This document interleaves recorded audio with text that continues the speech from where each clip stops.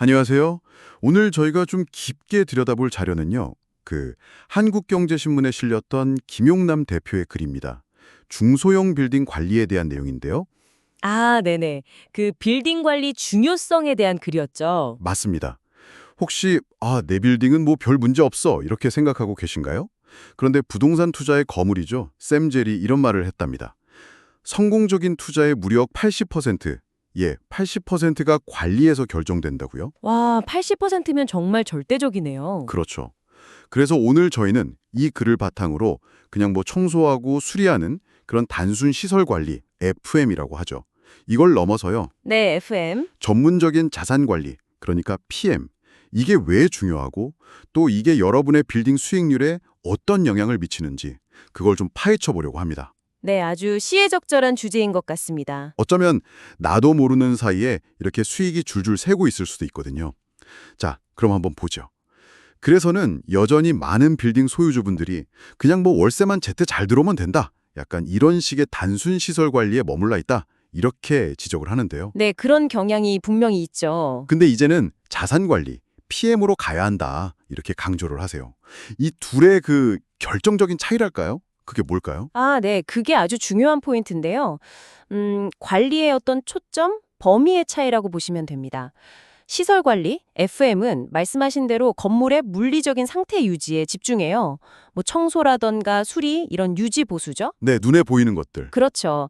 반면에 이 글에서 강조하는 자산 관리 PM은요, 훨씬 더 넓고 전략적인 관점입니다. 임대차 계약 관리부터 시작해서 시장 분석을 통해 적정 임대료를 딱 책정하고 또 비용은 효율화하고 임대료 책정까지요? 네, 그것도 아주 중요하죠. 그리고 법률 리스크 관리, 나아가서는 자산 가치 자체를 어떻게 끌어올릴 것인가 이런 것까지 다 포함하는 거예요. 그러니까 단순히 건물을 유지하는 걸 넘어서요. 유지가 아니라 네, 건물의 가치와 수익을 극대화하는 것. 이게 바로 PM의 목표라고 할 수 있습니다. 듣고 보니까 이게 정말 차원이 다른 문제네요. 그냥 뭐 고장난 거 고치고 이런 수준이 아니라 완전히 경영의 관점이군요. 맞습니다. 경영이죠. 글에 소개된 그 피 대표 사례가 딱 이걸 보여주는 것 같아요. 월 3천만 원 임대 수익을 기대하고 빌딩을 샀는데 이게 현실은 달랐다는 거죠. 네, 예상치 못한 변수들이 많았죠. 1층 커피숍이 갑자기 계약 해지 통보하고 3층 임차인은 막 무단으로 공사해서 소음 민원 들어오고 전기요금 올랐다고 관리비 분쟁까지 터지고 그래서 실제 수익이 반토막 났다고 하잖아요. 네, 맞아요. 그런데 기존에 계약했던 그 시설 관리 업체는 이런 복합적인 문제에 대해서는 뭐 거의 손을 놓고 있었다는 거죠. 속수무책이었군요. 이게 바로 어떤 전문성의 부재? 그 결과라고 봐야 할까요? 네, 정확합니다. 그게 바로 전문성이 없으면 나타나는 현상이죠.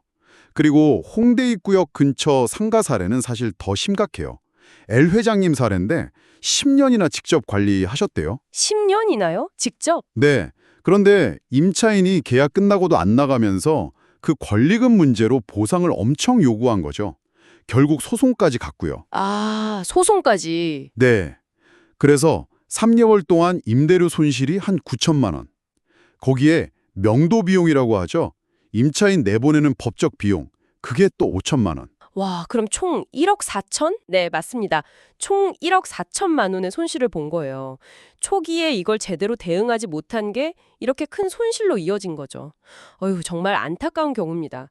이게 법률 지식이나 협상 능력이 얼마나 중요한지를 딱 보여주는 사례예요. 야, 진짜 가슴 아픈 사례들입니다.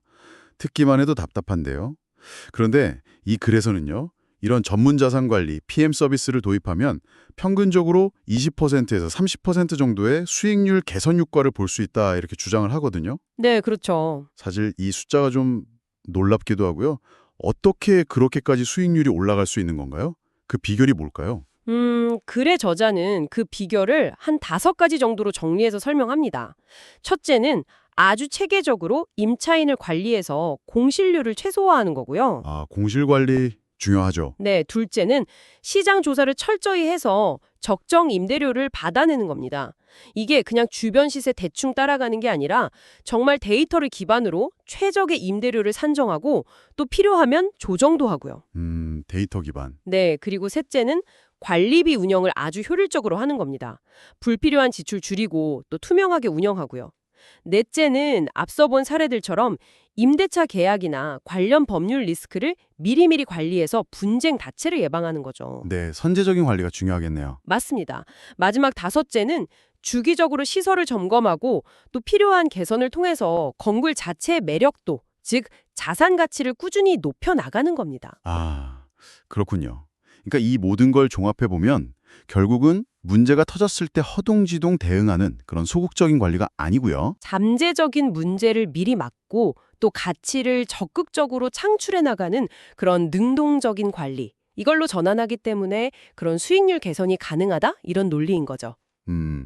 뭔가 자동차로 치면 그냥 타이어 공기압만 체크하는 게 아니라 엔진 튜닝까지 해서 성능을 최대로 끌어내는 것. 뭐 그런 느낌이네요. 네, 아주 적절한 비유 같습니다.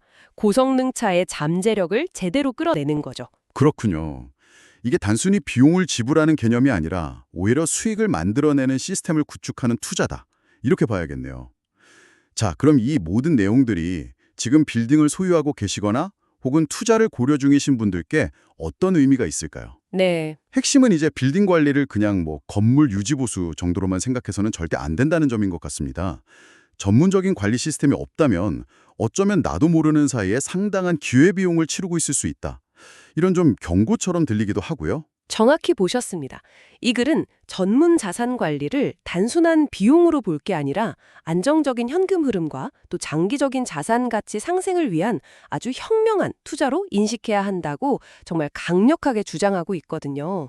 투자다. 네, 여러분의 빌딩을 그냥 가만히 두는 정적인 자산이 아니라 지속적으로 관심을 갖고 전문적인 운영을 통해서 계속 가치를 키워나가야 할 그런 역동적인 대상으로 봐야 한다는 의미입니다. 네, 역동적인 대상. 좋은 표현이네요.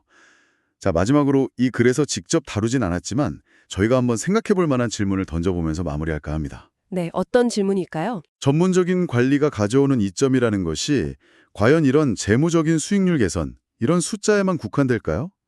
어찌만 이 빌딩 관리에 쏟아야 했던 여러분의 그 소중한 시간, 또 스트레스, 이런 것들이 줄어들고 임차인과의 관계도 더 원만해지는 그런 비재무적인 측면에서의 긍정적인 변화는 또 얼마나 클지 한번 고민해보는 것도 상당히 의미 있지 않을까 싶습니다.